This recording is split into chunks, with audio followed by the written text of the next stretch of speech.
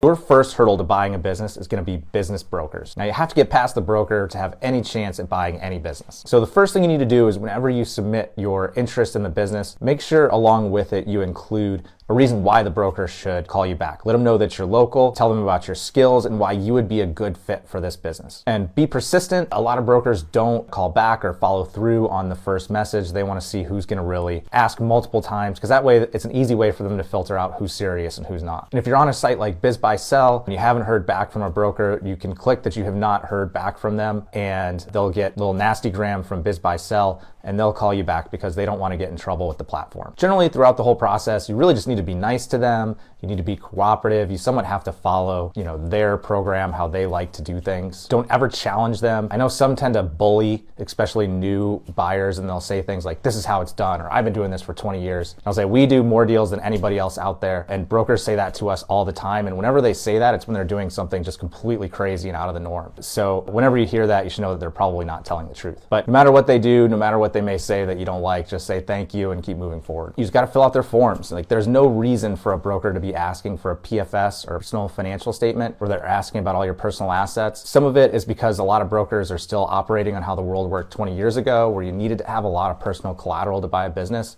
Today, you don't. You could buy one with zero down through new SBA rules if you had the right experience. Even if you don't, you're at 2.5%. So really this PFS is just completely irrelevant. Some brokers just use it just to, will this person just take the time to fill this out? If they do, we'll let them through. If they don't, we'll send them to the side. Some actually use it to try to evaluate what they think is your ability to buy the business, which again, the PFS has really very little impact on whether you can get a deal done or not. But some brokers still think it does. You want to be careful filling that out. You need to show that you have enough money that they think you can buy the business, but not too much that they use that against you in the negotiations. We've definitely had that happen where brokers, when we're negotiating prices, they're like, well, you can afford this much. We saw it on your PFS. When we'll say something like, this is as high as we can go. And, of course, that's as much the business is worth. Just because you have money doesn't mean it should go into a deal. But they will use that against you. So just be careful what you write in there. Make sure it's enough that you look like you can buy the business, but it's not too much that they're going to use it against you to force you to pay a higher price. And then some will ask for proof of funds. If you don't have a lot of funds, you have enough to cover the SBA loan, but not as much as they're asking for. When you send them the PFS, you can always just copy and paste the guidelines from the SBA that says,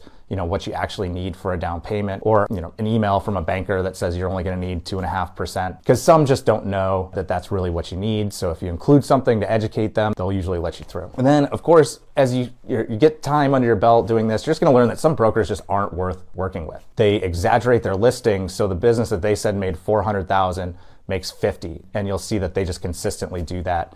You probably just take them off your list. If you see one of their listings, just don't work with them. We won't work with brokers that require you to make an offer before you can really see the financial information or talk to the seller. That's just not how this business is done. That's not appropriate. And we've found that those kind of scammy brokers that require that type of stuff, they're not listing good businesses anyway, and their listings aren't accurate, so we just won't waste our time. But a good broker can be your best friend. They can let you know about listings that haven't hit the websites yet. They can give you the fast track to the buyer. Even sometimes if you're the right person for it and they know it, they can really help you in structuring your deal and making sure that you're putting together something that the buyer can accept. So as I said, always be kind, courteous, especially up front. Hopefully, as you're moving through the process, you build up a pretty good relationship with them. But always, always remember, they are not on your team.